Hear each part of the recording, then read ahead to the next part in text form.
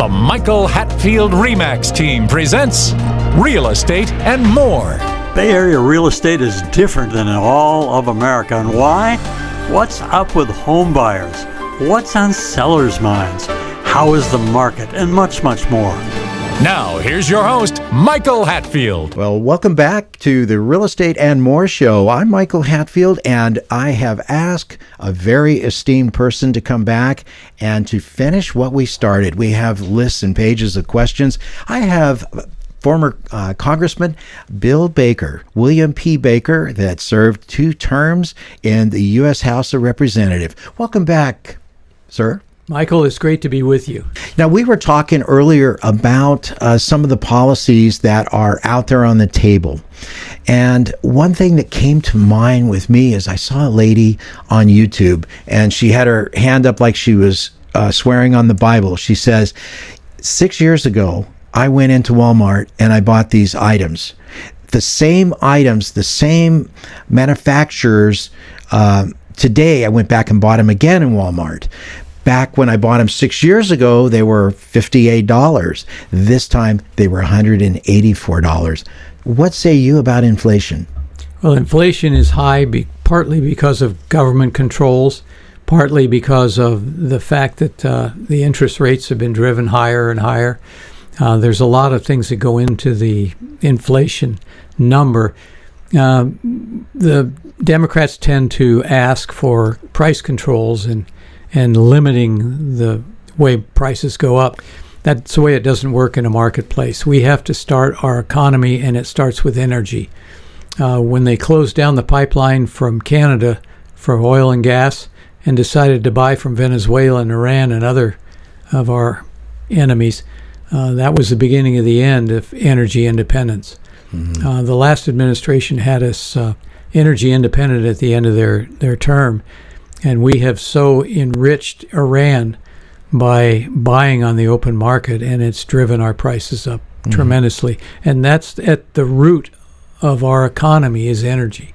It moves all the goods and services. It allows us the freedom to shop and to move and to work. All of that occurs through energy. And then the economy begins to spiral down if the energy prices go up. And we in California, again, luckily paying just $5 a gallon. And it was $1.90 something, $2 and something at the end of that last administration. We have to begin drilling. We have to begin fracking. We have to go where the energy is and not have this carbon mania. The environmentalists on the Democrat side are not so much environmentalists. I would consider Robert F. Kennedy an environmentalist. He doesn't just worry about carbon, but he worries about the environment, the animals, the fish and the fauna, all of the things around us. He's more interested in that and what we can do to preserve that. You believe in open spaces because that's where you go to commune with God. Yes. You don't want to pave over everything, as we're often accused of doing. But we want to make sure we expand the national parks and expand the green areas of our area. But whether it's a city or a county, we want to maintain that environment, but you don't do it by just trying to control carbon. Carbon is a necessary part, and it's less than 1% of our air. Don't we have to breathe it? Isn't that part of it? Everything is made of carbon? Yeah, and the trees require it. Yes, They take in carbon, put out oxygen. Now, tell me if I'm wrong, but this country has enough oil. We have enough oil for decades and decades and decades and decades into the future. And to simply cut off that pipeline, it caused an actual ripple effect with our economy. And I can see that being that we used to have the petrodollar, we don't really have the petrodollar anymore. We are seeing other countries exchange energy using other currencies. So our currency has been degraded as a result, I would think, to a degree. Well, we've got to get back to using a balanced mix. Natural gas, by the way, is the cleanest burning carbon fuel Now they're saying you can't have a natural gas stove, or you can't heat your home. Can you imagine trying to heat your home on electricity when the electricity prices are going through the roof? And there's no generation of energy if you don't have carbon-based fuels. You can't make all of the electricity you want. They tell you, get an electric car, buy an electric car. Yeah. I have 2 electric cars and 1 gas-eating car, a nice Ford Explorer. But you don't get the electricity to do those cars without hydrogen fuel, burning fuel. And we've got to go back to a balanced mix of our energy. And fracking is part of it, drilling is part of it. And we have to get off the idea that we're all going to live on electricity. And look at the offshore windmills. They're distracting the poor whales on the back, and now there's something called a breaker whale or break whale or something. They're going to be extinct. And there's no reason for it except that we spend more money than we should building these things out in the ocean. Well, electricity is one thing, but you're so totally correct that you really need to produce it. And I don't think we have the capability for decades to produce enough electricity to do what some groups are saying. I know that if I go up to Lake Tahoe and I get caught coming back and I have an electric vehicle, the whole air conditioning and heating system, goes out. What are you going to do? And I can't tell you how many times that I've been caught in a 5 to 6 hour sit coming back, and I would run out of energy. So, the oil is a very important part of it. It's like your real estate is the Christmas tree for your personal investments, and everything else is ornaments. And I think that this is my own personal thoughts. I think that oil is incredibly important to everything that we do in America. You're right on both points. The house, your family home is the basis, the bedrock of your savings and wealth. Also, energy is the number one thing in the economy, and oil and gas, natural resources are part of that. Most people, when they plug in, and this is I tell all my friends, I'm not as green as Kermit the Frog, so when I plug in, I know I'm polluting because 25% of that grid is oil, is coal from Utah and Idaho, and 25% of it's oil and gas, 10% of it's nuclear. So what you'll know, the environmentalists are serious when they talk about wanting to expand nuclear power, clean burning fuel, and they're not doing it. It's all politics to them. You went to San Jose State. I did. So did I. But I wasn't as good a student as you. No. But there for a while I was thinking about politics, and I thought, not my kind of tree. I'll just go and learn how to fly airplanes and go from there. But I just wanted to get it out there. One of the things about a representative, he's not much good if he doesn't show up for the meetings and for the roll call. And one thing that stood out with you is that out of something like 2,462 Congress meetings, our Senator Bill Baker showed up for 2,424 of those. That is amazing. And that is like an 85 or 98.5% attendance rate. Do we have that today?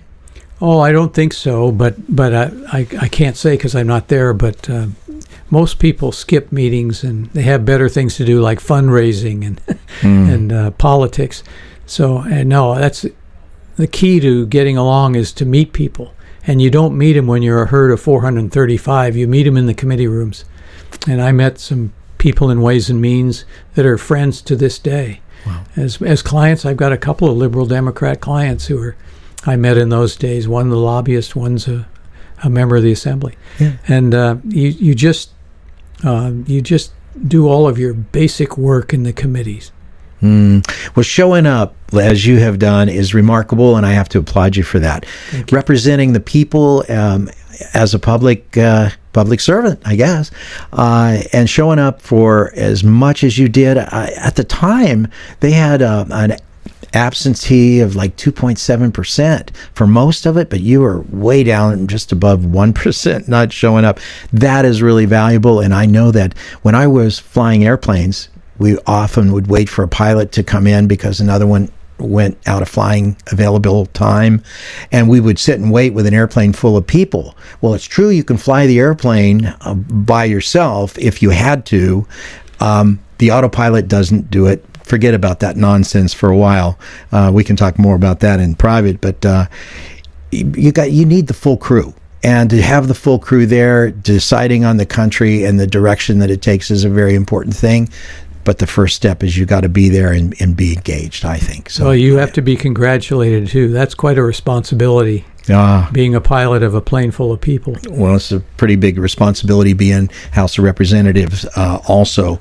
And you were what was the 15th or the 10th district, I think? Yes, it was the 10th district. What is the 10th district? I mean, I should know. Well, it's all been carved up since then and sent in many directions. But it used to be most of central Contra Costa and southern Alameda County, from Castro Valley over to Livermore, and that part of the area, and then much of Lafayette, Orinda, Walnut Creek, Moraga, Clayton, all of the central. Yeah, it was a large district. I see. So the Rules Committee is a key concept, right? You were talking about committees, everything being in committees. You know, you break out of the meetings, you go to the committee that you're working on because you have an interest in it. What does a committee really do? I mean, the Rules Committee assigns bills to where they go, which committee. Some they can send to their death, others they can send to the proper committees. They have a lot of power. I can see that. And then is it the Rules Committee? How do they compose those? There's a certain number of members from each party that are appointed by their leadership. I see. So if there's more majority in the House of Representatives, they're going to get more of their party's representatives on that committee. That's correct. Okay. All committees. I see. And I believe the composition of who a House representative reps in Congress is different than in the Senate. I mean, in the House, you represent citizens based upon district populations, do you not? Yes, and again, they're all the same. It was about 500 and some thousand when I was there. I see. I got 130,000 votes when I lost. When you lost, so, yeah. They're very large. The state senator, the U.S. senators are statewide, so they represent their state, regardless of size. So the Senate actually, they represent citizens on an equal basis, I think. It's a little bit different than in the House. And that's an agreement that was called the Great Compromise. You probably before your time, right? Back in the days it was all put together. 1800s? Yeah, a little bit. You're not that old, are you? No. All righty. Well, and who does each member of the House really represent? You're saying constituents. That could be everybody within that district, correct? Oh, that's correct. Okay. And the public opinion of the state itself. I have certain views that I wouldn't change, like the right to life. Our next generation is very important. And many countries are finding out that they're short of kids. Israel, for one, sometimes they'll have one child, sometimes none.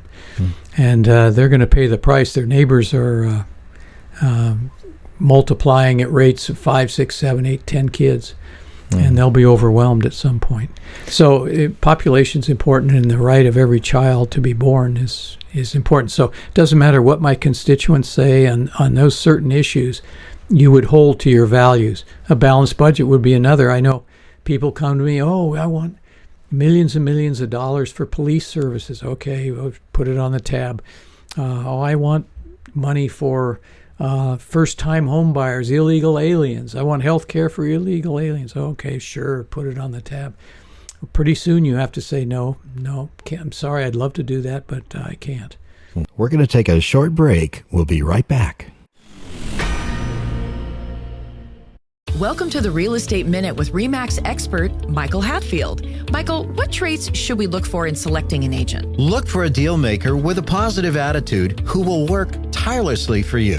An agent who is adept in multiple offer situations, drafting contracts, marketing and advertising a client's home, is familiar with multiple cultures, experienced in mortgage financing, inspections, and escrow, is a huge asset to his client. What can you do as a plus for clients? Your agent is your eyes and your ears, one who works behind the scenes on your behalf. A great attitude, working well with others, and keeping clients' priorities number one is a given for us. Call 925-322-7775 now to schedule an appointment or complimentary home analysis. For excellence in real estate, call the Michael Hatfield RE/MAX team at 925-322-7775 or go to michaelhatfieldhomes.com. Well, we were in the market to buy a house in Pleasanton for a very long time. So we saw this beautiful house. We walk in, we see Michael and Nancy. We just absolutely loved this house. Michael brought in a wealth of knowledge and experience to the whole home buying process. He was very professional, and both Michael and Nancy went way above and beyond to help us and to help us achieve the house of our dreams. Working with Michael and Nancy, I was a first-time home buyer and I was very nervous about the process. I didn't really know what to expect. Michael and Nancy were able to take that fear away from me and answered all of my questions. They were right by my side the entire time, and they really helped me find the perfect home for me, and I'm so thankful. And this one in the state that's coming up, $150,000 to buy a new home, it hasn't been passed yet, but it's the goofiest idea in the world to give someone who's just arrived illegally in your country $150,000 so they can buy a house. It's just a political gimmick, and the $150,000 wouldn't qualify you for a loan. And as we found out in 2008, 9, and 10, the rent comes due. You have to pay both principal and interest, and that was when the balloon broke.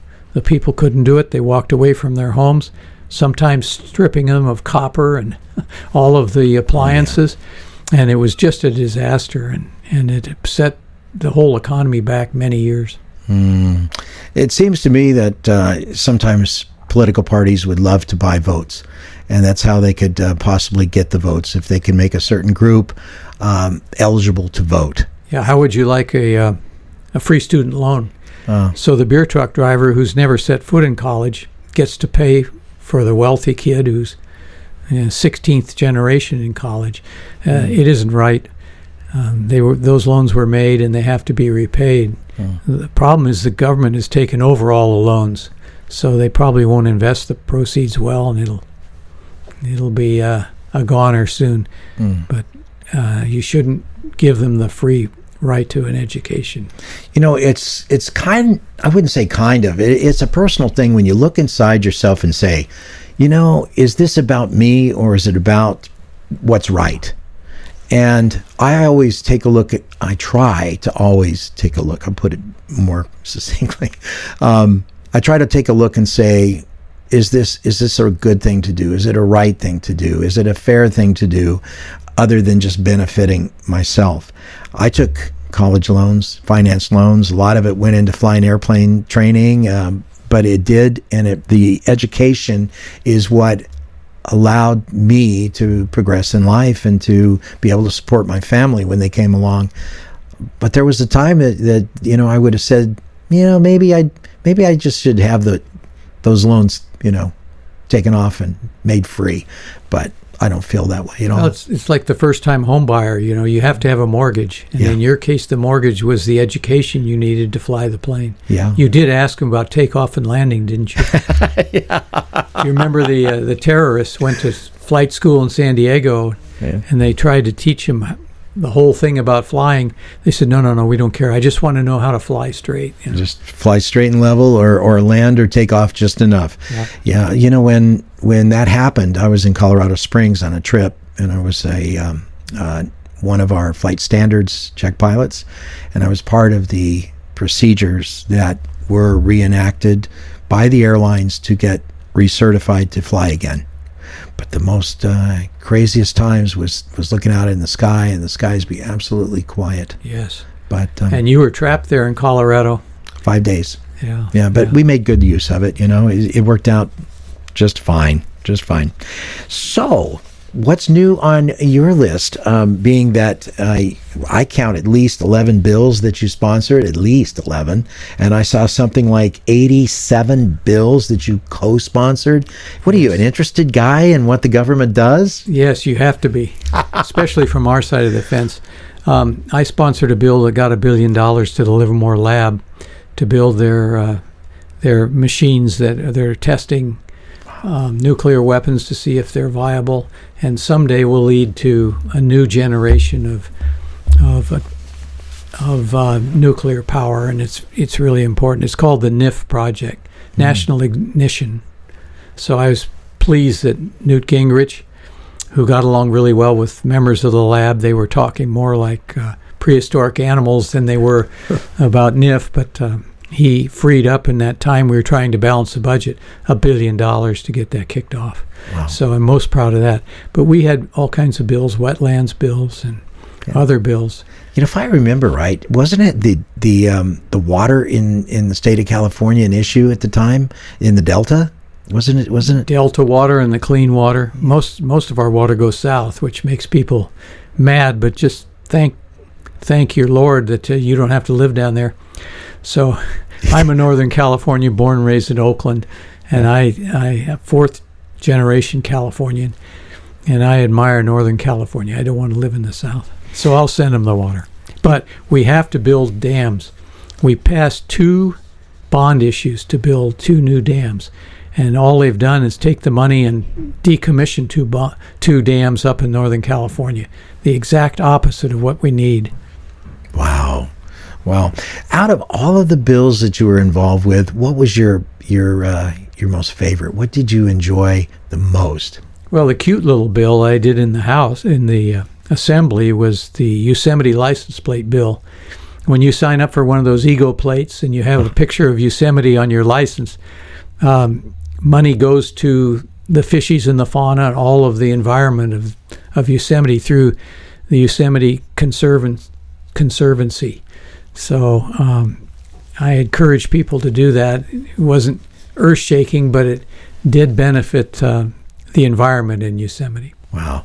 The people of the state of California were very fortunate to have you in the office. Number one, you were there so much for all of those meetings. You were present. Your background as a file clerk in the state assembly, your 12 years in the assembly, all of this background, your business background, your education, and you went there and you did good. What was your major at San Jose State? That's kind of interesting that you asked me that. Well, it was aeronautical operations. And then I found out they were trying to make me learn about how to run an airport. And then, you know, you're going to get your hands dirty and work on the engines. Well, I was interested in all of that, but flying airplanes was my maximum thrust. I wanted to get qualified to get hired as early as I possibly can. So I changed it to marketing. Yeah, so marketing is, that suits you well no matter what you do. That's right. I was business and industrial management, minored in political science, knowing I'd never use it. Wow. So do you think the budget will ever be balanced in the United States of America once again? Yes, it will. Once they take their foot off the accelerator and stop spending, they just can't help themselves. For instance, this $150,000 at the state level for illegal aliens and others, new-time home buyers, first-time home buyers. They can dream up ideas to spend money every minute. Who would have thought of that? And the same on the federal level. They just have all kinds of plans to spend money. We just have to get back to the basics. It's like education. We don't need to study someone's gender. What we have to do is reading, writing, and arithmetic so that we can compete worldwide for business and in national defense. So you would say that for everybody that's going to vote in this election, it's really important. Your vote does count, and it does mean something. So everybody get out there and do the vote? Yes, it is. You've hit it right on the head. Don't feel that your vote doesn't count. Normally, in California, maybe it won't count. But I'm a big fan of Steve Garvey. Isn't that awful? Here I'm supporting a Dodger. But I think if he were to pull an upset, we'd have a voice in the Congress once again. So I think your vote does count. And I think we ought to take it reverently almost, because this is, as you mentioned earlier, this is the way the country was set up. Yes, we don't have a democracy, as the Democrats keep harping on. Trump's against democracy. How can you be against democracy? It's like saying he's a Russian agent. No one. Now we look back at that, how silly that was to say somebody's a Russian agent. But they do that just for politics. So they're saying, he's against democracy. You're going for an election and you're against democracy? No. I don't think so. So we've got to make sure that we vote, and vote early. We've got to get rid of the drop boxes and the mailing of the ballots to everyone. We have to have same-day voting, voter ID. We have to know you're a citizen. We have to have the safeguards put back in elections. And I don't care how many ballot hustlers Zuckerberg hires. It's not the way to run an election, is to go take a ballot from an uninformed and uncaring person, mark it, and send it in. That's not what elections are. There's the people that are interested show up at the polls, have their IDs checked. You notice at the Democrat convention they checked IDs, and there was a fellow there with a Venezuelan illegal alien, and he went around to every door. My friend wants to see how this works. Would you let him in? No, sorry, can't. You have to have an ID approved by their committees. What? Well, he's a brand new citizen here. He's illegal, but he wants to know how this works. And they went around to every door and every window, and they tried to get him in. They wouldn't allow him in without a badge and without an ID. But yet it's racist if we ask for IDs to vote. Just simply crazy. But make sure you vote. We're looking for credibility. I believe in credibility in an election. I think it's the most important thing, so that you get representation of what the people really believe in and what they would think about it and who they endorse. I think it's so important. Well, I think bipartisanship joins with that too. Yeah. And this addition of Robert F. Kennedy Jr. to the Republican side is really important. A unity party that goes into areas like the environment that Republicans typically wouldn't go into, and health care, talking about the needs of the youth and why they're sicker now than they've ever been. Those things ought to be explored by the government. And I think this unity party, the idea that you're going to have a Tulsi Gabbard, former Democrat House of Representatives member from Hawaii, I think having her on the team is really valuable. She's a great spokesman. She seems to be. Yeah, yes. And Robert F. Kennedy has ideas that we haven't even thought of. Also, the brain power of J.D. Vance, and regardless of what you think of him, Trump is one of the most active, energetic brain power people in the world. He and Robert F. Kennedy, they're gonna reshape government, and it's going to be much better. Let's sure hope so.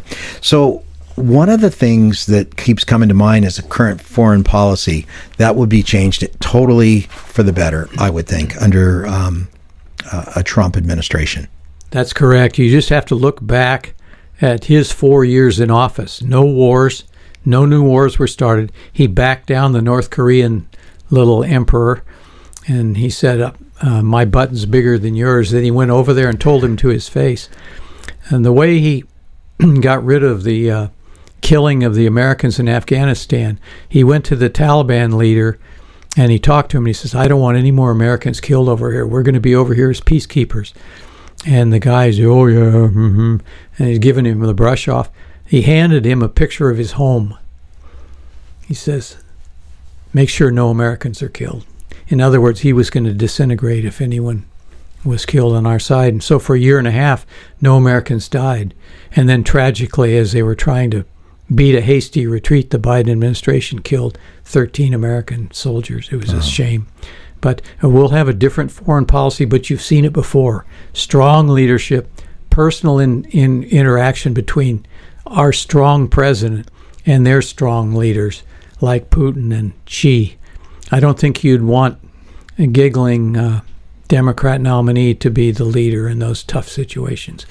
We'll have a new foreign policy, and it's based on strength. They're talking about a new space shield that Israel has, putting one in the United States. We're talking about a stronger Air Force. We just have a lot of work to do. Wow. Well, Congressman, it's sure been a pleasure having you on the show this morning. Your wealth of knowledge, and I appreciate your viewpoints, which are very experienced in knowledge. So thank you for coming out a second time and talking to our listeners. Michael, it's my pleasure. You have a great program. Thank you. Well, ladies and gentlemen, there's a lot to know about how to become an effective congressman. Then, if you win the election, and after that, one needs to represent their constituency and do it well. That means go in, be present, and do the job. Meet people, think about what is being said. And I note that the former Congressman Baker spent years gaining experience as a file clerk. He spent 12 years as assemblyman in California, and then he went to the U.S. House of Representatives. We're grateful for that type of public service, and I'm grateful. Thank you for coming out and to our listeners. Michael, it's my pleasure. You have a great program. Thank you. You've been listening to the Real Estate and More Show. We'll be right back with our next special guest. Stay tuned.